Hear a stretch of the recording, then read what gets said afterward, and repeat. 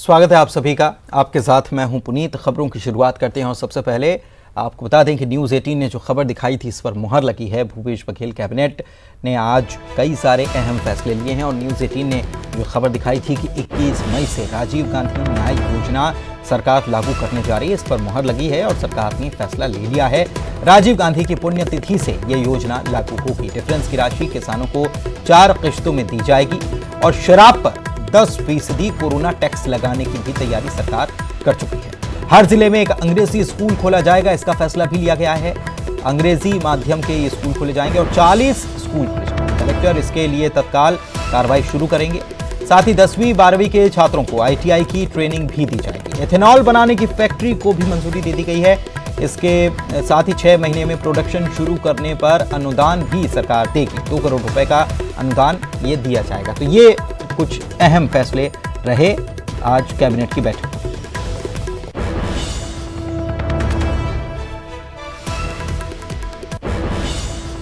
इधर कैबिनेट की बैठक में प्रदेश में शराब के दाम बढ़ाने के बाद बीजेपी ने इसको लेकर सरकार पर हमला बोल दिया। बीजेपी नेता अमित चिमनानी ने कहा है कि राज्य सरकार को सिर्फ शराब ही दिख रही है। जब से प्रदेश में शराब की दुकानें खुली हैं उसके बाद से अपराधों में इजाफा हो गया है। सरकार शराब पर टैक्स को बढ़ाकर जनता को धोखा देने का काम कर रही है।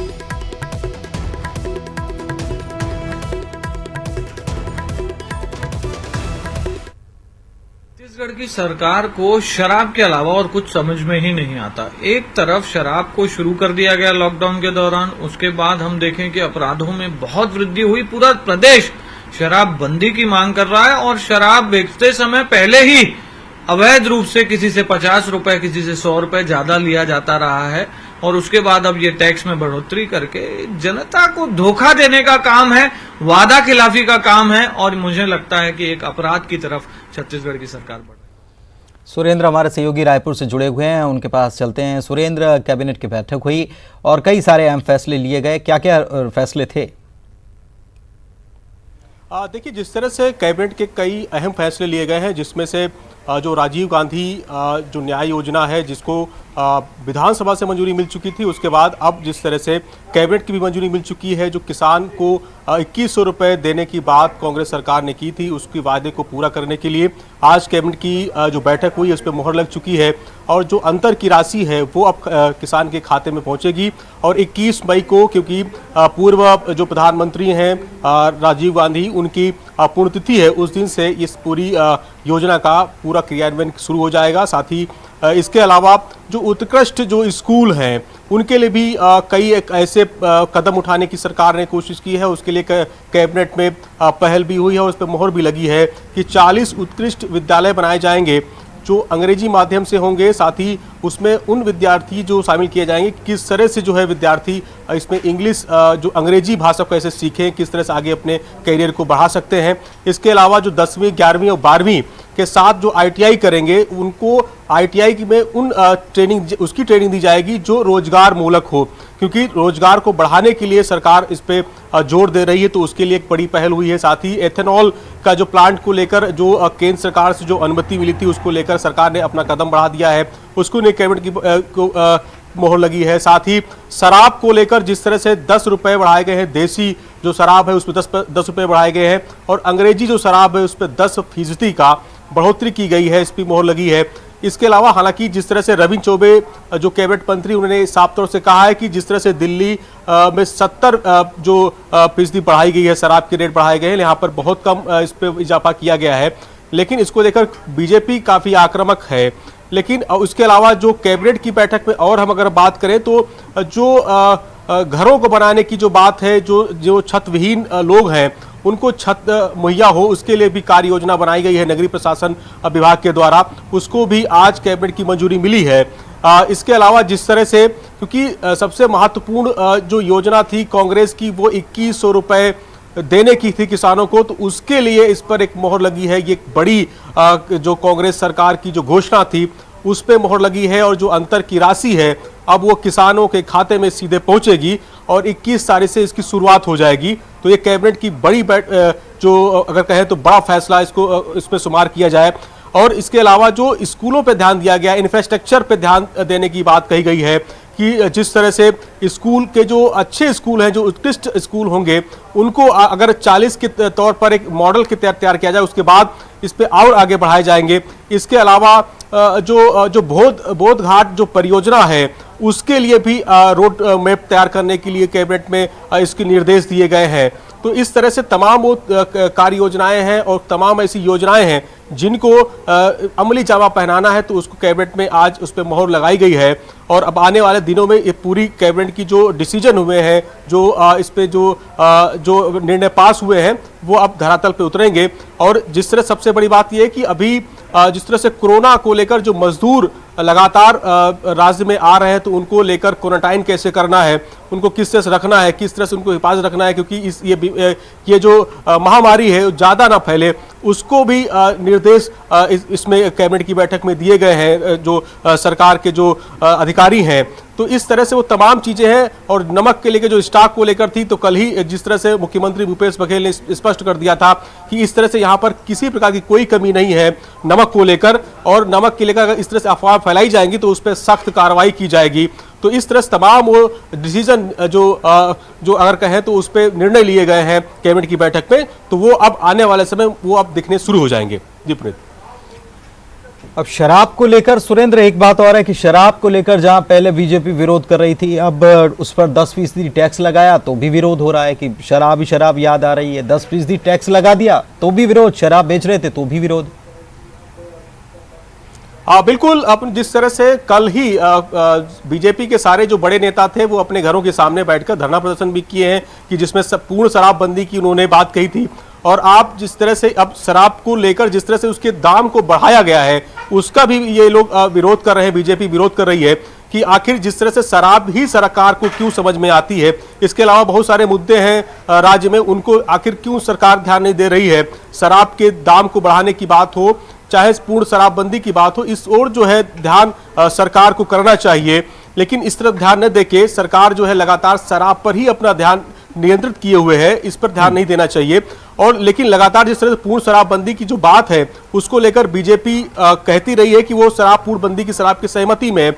लेकिन लगातार कांग्रेस ये भी कह रही है, जो सरकार है उसका साफ तौर से कहना है कि ये जो शराब की दुकानें खोली गई हैं, वो जो केंद्र की सरकार है जो गाइडलाइंस जारी की हैं, उनके अनुसार ही पूरे देश में शराब की दुकानें खोली गई हैं। तो इसमें कहीं ना कहीं जिस तरह से शराब की जो दुकानें खुली हैं, उसमें केंद्र सरकार की अनुमति है, उसके बाद ही राज्य सरकारों में राज्यों में जो शराब की दुकानें खुली हैं, इसलिए खोली गई हैं। यह तर्क कांग्रेस की तरफ से आता है। लेकिन लगातार बीजेपी इसको लेकर जो विरोध कर रही है, कल इस तरह से उसने प्रदर्शन भी किया था, और आज भी जिस तरह से दाम जो बढ़ाए गए हैं शराब के, उसको लेकर भी वो विरोध कर रही है। शुक्रिया सुरेंद्र आपका इस जानकारी के लिए। और चलिए आगे बढ़ते हैं। बीजापुर से होते हुए अपने घरों के लिए प्रवासी रवाना हो रहे हैं और मजदूरों के पैदल सफर का सिलसिला थमने का नाम नहीं ले रहा। झारखंड और बिहार के 63 मजदूर जिले के बासागुड़ा गांव पहुंचे। ये तेलंगाना में मनगूर जिले में एक फैक्ट्री में काम कर रहे थे। लॉकडाउन के बाद फैक्ट्री मालिक ने इन्हें नौकरी से निकाल दिया, जिसके बाद ये तेलंगाना से जंगल के रास्ते पर सफर करते हुए बीजापुर के बासागुड़ा गाँव गए। पिछले 4 दिनों के सफर के दौरान इन लोगों ने जंगल में अपनी भूख मिटाने के लिए जंगली फलों का सहारा लिया। भूखे प्यासे ये मजदूर प्रशासन पर भी बेरुखी के आरोप लगा रहे हैं। इनके पैर सूज चुके हैं, पैरों में छाले पड़ चुके हैं, इसकी वजह से ये चल पा रहे हैं। लेकिन इनकी माने तो प्रशासन इन्हें कहीं रुकने भी नहीं दिया।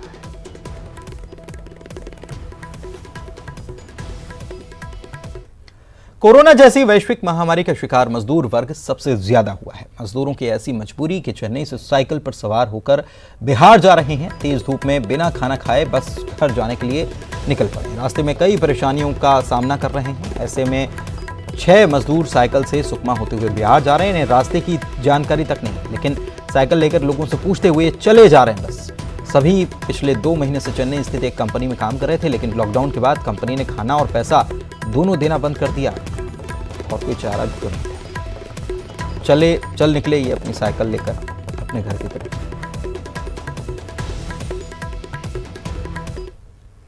हमने के माने कि काम करते रह जा माने पैसा हमने के चूक गया, तो हमने के पैसा नहीं मिला, तो अपन घर से पैसा लगा के अपन मान कि सोचले कि भाई अपन रास्ता में खाने पीने के अपन चले के आप। अच्छा, वहाँ खाना पीना मिला था? कंपनी से दे रहा तब कहीं के मिल रहा था, हमने अबे नहीं खेले तीन गाड़ी घोड़ा से अपना रहते हैं। अच्छा, नहीं कोरोना संकट के चलते बीते दिनों जगदलपुर के महारानी अस्पताल और मेडिकल कॉलेज में कई विभागों की ओपीडी को संक्रमण से बचाव के लिए बंद कर दिया गया था। अब दोनों अस्पतालों की ओपीडी खोल दी गई है। इसके साथ ही अस्पताल में सोशल डिस्टेंसिंग का भी ध्यान रखा जा रहा है। अस्पताल होने की वजह से उन मरीजों को खासी परेशानियों का सामना करना पड़ रहा था जो अन्य बीमारियों से पीड़ित हैं। आज से ओपीडी नहीं, ओपीडी तो पहले से भी चालू था, लेकिन इसमें कुछ जो सेवाएं हैं उसकी ओपीडी बंद की गई थी। जैसे फिजियोथेरेपी है और आई का है, ईएनटी का है, इसकी ओपीडी बंद की गई थी, तो इसको प्रारंभ कर दिया गया है ना। सूरजपुर के जजावल क्षेत्र से 3 बाहरी मजदूर और 3 स्थानीय के कोरोना पॉजिटिव मिलने के बाद से जिला प्रशासन लगातार कोरोना संक्रमण की रोकथाम के लिए जुटा है। सभी मरीजों का इलाज रायपुर एम्स में चल रहा था, जहां से 6 मरीजों में से 4 मरीजों ने कोरोना की जंग में जीत हासिल की। फिलहाल चारों मरीजों को रायपुर में ही क्वारंटीन सेंटर में रखा गया है। जिला प्रशासन लोगों से लगातार एहतियात बरतने की अपील भी कर रहा है। यही सबको मैसेज है कि कोरोना अगर किसी को कोई पॉजिटिव भी होता है तो घबराने की या एकदम पैनिक करने की आवश्यकता नहीं है। ये किसी को भी हो सकता है। कृपया पैनिक ना करें, कृपया इसको हम लोग स्टिग्मा ना बनाएं। इसके लिए एहतियात ज़रूरी है और किसी को अगर मान लीजिए पॉजिटिव होता भी है तो उसका इलाज ज़रूरी है ताकि कंटेन किया जा सके। इधर जांजगीर चांपा जिले के लगभग 70,000 मजदूर काम की तलाश में बाहर गए हुए हैं, जो सरकार की मदद से ट्रेनों के माध्यम से या बसों के जरिए वापस आ रहे हैं। वापस आने वाले मजदूरों को क्वारंटीन सेंटर में रखने के लिए जिला प्रशासन के द्वारा 1641 क्वारंटीन सेंटर बनाए गए। अब तक अन्य राज्यों से वापस आए 600 मजदूरों का स्वास्थ्य परीक्षण कर 14 दिनों के लिए क्वारंटीन सेंटर में रखा गया है। अमृतसर से चांपा आने वाले 1200 मजदूरों को रखने की भी व्यवस्था की गई है। में जिले में 600 श्रमिकों को क्वारंटाइन में रखा गया है। हम लोगों ने 1641 जो इमारतें हैं, छात्रावास है, धर्मशाला है, कॉलेज है, स्कूल है, उसको चिन्हांकित करके रखे हैं। बलौदाबाजार में अवैध रेत खनन का कारोबार लॉकडाउन की स्थिति में भी धड़ल्ले से चल रहा है। बलौदाबाजार के दशहरा मैदान में रेत से भरी ट्रैक्टर ट्रॉली लॉकडाउन में भी बिना रॉयल्टी के पहुंचने लगी है, जिसके कारण शासन को लाखों का नुकसान हो रहा है। चोरी छिपे रेत का कारोबार चल रहा है। सभी गाड़ियां रोज बलौदाबाजार, भाटापारा, सिमगा समेत बेमित्रा, बिलासपुर तक पहुंच रही हैं, जिससे शासन को लाखों का नुकसान उठाना पड़ रहा है। जाते हैं, अभी जाके जो भी कानूनी नियमों के तहत कार्रवाई प्रस्तावित करते हैं और उसके बाद उस पर पेनल्टी या अर्थदंड की राशि वसूल की जाती है। इधर नई दिल्ली से यात्रियों को लेकर चली ट्रेन आज रायपुर पहुंची, जहां पर यात्रियों को उतारा गया। स्टेशन पर ही सभी यात्रियों के स्वास्थ्य की जांच हुई, सभी की स्क्रीनिंग की गई। इसके बाद ट्रेन बिलासपुर पहुंची, यहां भी यात्रियों को एक एक कर ट्रेन से उतारा गया और स्टेशन पर ही इनकी जांच हुई। दिल्ली से चली इस ट्रेन में भोपाल से भी कुछ यात्री छत्तीसगढ़ के लिए ही चढ़े। हालांकि यात्रियों की शिकायत थी कि उन्हें सफर करने में काफ़ी परेशानियों का सामना करना पड़ा, स्टेशन तक पहुंचने में भी काफ़ी दिक्कत। दिल्ली से बिलासपुर जा रही राजधानी एक्सप्रेस में कुछ यात्री ऐसे भी हैं जो कि रायपुर से बिलासपुर जाने के लिए रेलवे स्टेशन में पहुंचे हैं। ए टिकट की उन्होंने बुकिंग कराई है और वो तमाम यात्री आपको यहां पर नजर आएंगे। सभी यात्रियों की ई टिकट जांच की जा रही है और जांच के बाद ही उन्हें एंट्री दी जा रही है। लेकिन किस तरह की परेशानी उन्हें यहां तक पहुंचने के लिए करनी पड़ी है, क्योंकि जिस तरह से अभी पब्लिक ट्रांसपोर्ट पूरी तरह से बंद है, व्हीकल्स बंद है और जो यात्री आए हैं वो खुद कहां से आए हैं उनसे ही जानते हैं। मैडम, आप कहाँ से आए हैं? रायपुर से बिलासपुर जा रहे हैं जी। तो इसके पहले कोई व्यवस्था नहीं मिली आपको? कितने दिन से यहाँ पे सर हम 50 दिन से जब से लॉकडाउन हुआ है जब से फंसे हुए हैं। तो रहने वाले आप प्रॉपर बिलासपुर जी। तो यहाँ छोड़ने के लिए कोई विकल्प नहीं, एक्चुअली दिखाने आए थे एम्स में। यहाँ जी। और भी कुछ लोग हैं, इनसे भी हम जानने की कोशिश करते हैं। आप कहाँ से आए? टैगोर नगर। आप को आने के लिए यहाँ से कुछ विकल्प नहीं, ऑटो बुक करवा के आना पड़ा। दिक्कत हुई रेलवे स्टेशन? हाँ, दिक्कत हुई। अभी रेलवे स्टेशन की व्यवस्था किस तरह से? उतनी वो नहीं है। हाँ, मतलब बैठने में प्रॉब्लम हो रहा है, खड़े रहना पड़ रहा है। ट्रेन के आने का टाइम जो है वो तकरीबन 10:20 का है। तो कितने पहले आप? मैं 8 5:15 में आ चुकी हूँ। पहले से जानकारी थी कि ये सब चीजें? हाँ, ये सब जानकारी थी। तो बिल्कुल यात्रियों को दिक्कतों का सामना तो करना ही पड़ रहा है, क्योंकि जिस तरह से रेलवे स्टेशन आने के लिए भी पर्याप्त व्यवस्था यहाँ पर नहीं है। और ये वो यात्री हैं जो कि रायपुर में फंसे हुए थे काफी दिनों से, और अब ये तकरीबन 50 दिन बाद बिलासपुर जो है वो जा रहे हैं। और पब्लिक व्हीकल भी नहीं चल रहा है, गाड़ी भी जो बिलासपुर से तक है और जो गाड़ी दिल्ली से आएगी उसके बाद यहाँ से यात्री किस तरह से जाएंगे उसके लिए भी कोई ठोस व्यवस्था यहाँ पे दिखाई नहीं दे रही। कैमरा पर्सन धर्मचंद साहू के साथ देवव्रत भगत, न्यूज़ 18 रायपुर। इधर कोरबा जिले के 71 स्कूलों को क्वारंटीन सेंटर बनाया गया है। बाहर प्रदेशों से शासन प्रशासन की मदद से घर वापस लौट रहे प्रवासी मजदूरों को 14 दिनों के लिए क्वारंटीन सेंटर में रखा जा रहा है। 10,000 के करीब मजदूरों को वापसी होनी है यहाँ पर, और 500 से अधिक मजदूर पहुँच चुके हैं, जिनकी देखभाल में एक स्कूल के प्राचार्य समेत 3 शिक्षकों, सफाईकर्मी और महिला समूह को जिम्मेदारी दी गई है। स्वास्थ्य विभाग के द्वारा स्वास्थ्य परीक्षण यहाँ किया जा रहा है।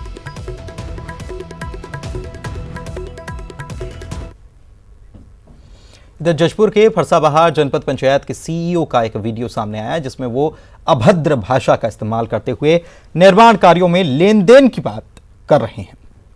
जनपद सदस्यों ने मामले की शिकायत आला अधिकारियों से की है। जनपद सीईओ का एक और वीडियो सामने आया, जिसमें सीईओ करोड़ों का काम 5% देकर पास कराकर लाने की बात भी कह रहे हैं। सीईओ कह रहे हैं कि जब वो पत्थलगांव में थे तब शौचालय निर्माण में अधिकारियों ने उनसे कमीशन की मांग की थी। उधर जनपद सीईओ का कहना है कि गांव में जनप्रतिनिधियों ने काम नहीं कराया और जब काम का दबाव बनाया तो आरोप लगा रहे हैं।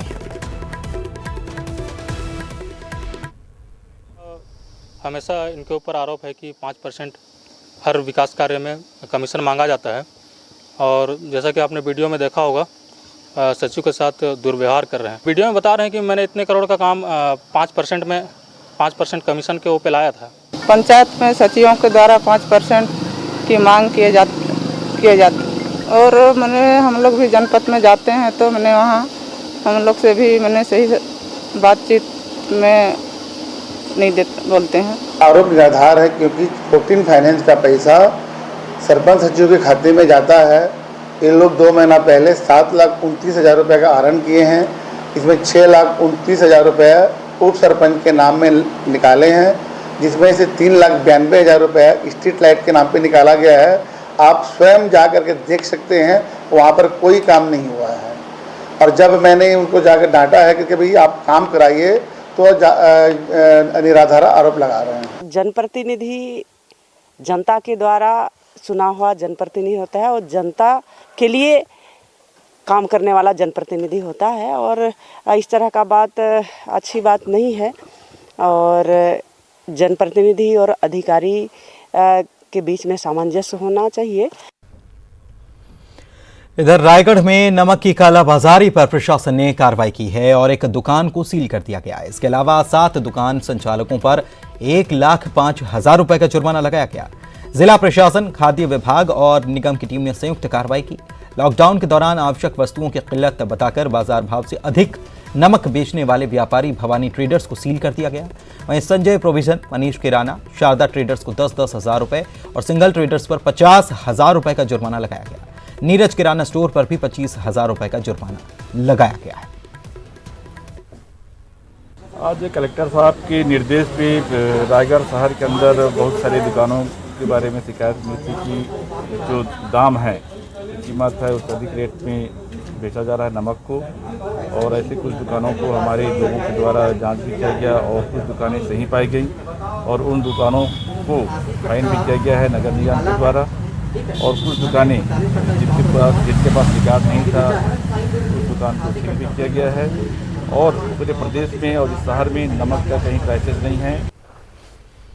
कोरबा के पसान में अधिक कीमत पर गुड़ाखू बेचना एक दुकानदार को महंगा पड़ गया। शिकायत पर प्रशासन ने दुकानदार पर 25,000 रुपए का जुर्माना लगाया है। दरअसल पसान नायब तहसीलदार MS राठिया को लगातार खबर मिल रही थी कि पसान के दुकानदारों के द्वारा ऊंची कीमत पर सामान बेचा जा रहा है, जिस पर तहसीलदार ने पैसे देकर दुकानदार के पास भेजा, जहां 10 रुपए का गुड़ाखू 50 रुपए में बेचा जा रहा था। इसके बाद तहसीलदार ने दुकानदार पर कार्रवाई की और 25,000 रुपए का जुर्माना लगा दिया। और इधर मुंगेली जिले में गुटखा और गुड़ाखू के अवैध भंडारण पर कार्रवाई देखने को मिली है। यहां पर व्यापारी के यहां पर छापामार कार्रवाई में 25 लाख रुपए कीमत का राष्ट्रीय गुटखा जब्त किया गया। मुंगेली एसडीएम सीएस ठाकुर के नेतृत्व में यह कार्रवाई हुई। जिले में अब तक की यह सबसे बड़ी कार्रवाई है और कार्रवाई से मुंगेली जिले में मुनाफाखोरी जमाखोरी करने वाले व्यापारियों में हड़कंप है। वहीं गुटखा और गुड़ाखू को जब्त कर कार्रवाई जारी है। व्यापारी पर आरोप है कि वो फिलहाल माल बेचने के बजाय केवल भंडारण कर माल अधिक इकट्ठा कर उसके भाव बढ़ने का इंतजार कर रहा था, लेकिन उससे पहले ही प्रशासन की सजगता से कार्रवाई कर ली गई। मुंगेली जिले में भी नमक की कमी की अफवाहें तेजी से फैलने लगी हैं। इसके बाद कई दुकानदार अधिक मुनाफाखोरी के लिए नमक की कालाबाजारी करने लगे हैं, जिस पर कलेक्टर ने निर्देश दिए, जिस पर मुंगेली लोरमी में कार्रवाई के लिए निकली एसडीएम तहसीलदार सीएमओ की संयुक्त टीम ने ताबड़तोड़ कार्रवाई की। कार्रवाई से कालाबाजारी करने वाले दुकानदारों में हड़कंप है। कई दुकानदारों पर मुनाफाखोरी करने पर 25-25 हजार रुपए का जुर्माना लगाया।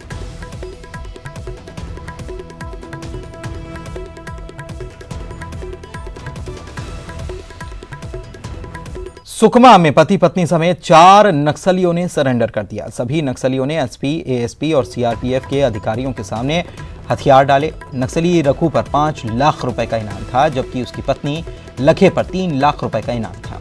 ये सभी नक्सली कई सालों से नक्सली संगठन से जुड़े थे और कई बड़ी वारदातों में भी शामिल रहे। रघु ने बताया कि वो कई सालों से काम कर रहा था, लेकिन उसे ना तो प्रमोशन मिला और ना ही सम्मान मिला।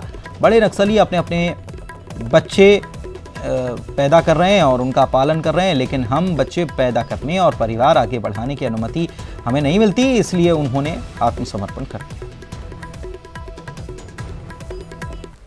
ज़िंदगी जीना चाह रहे थे, पर इनको उस तरीके की ज़िंदगी मिल नहीं रही थी नक्सली संगठन में जैसा ये चाह रहे थे। साथ ही साथ आत्मसमर्पण नीति से भी ये लोग काफ़ी प्रभावित हुए। अपने पुराने साथियों को इन्होंने देखा जो कि आत्मसमर्पण करके खुशहाली से रह रहे हैं। तो इन लोगों ने भी निर्णय लिया कि हम भी आत्मसमर्पण करेंगे और ये हमारे पास आकर के आज आत्मसमर्पण कर रहे हैं। टोटल नक्सली लोगों को ऑपरेशन करते यही।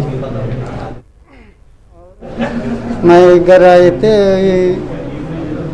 हम समस्या के लिए आए।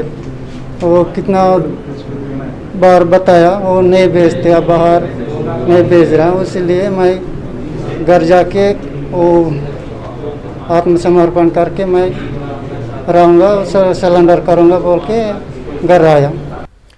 बीजापुर से अगवा जवान को नक्सलियों ने रिहा कर दिया। नक्सलियों ने जवान संतोष कट्टम को अगवा कर 6 दिनों तक अपने साथ रखा था। इससे पहले उन्होंने संतोष को गोरना से अगवा किया था, जिसे जन अदालत लगाकर पत्नी और बेटी के सामने रिहा किया गया। संतोष भोपाल पट्टनम में तैनात है।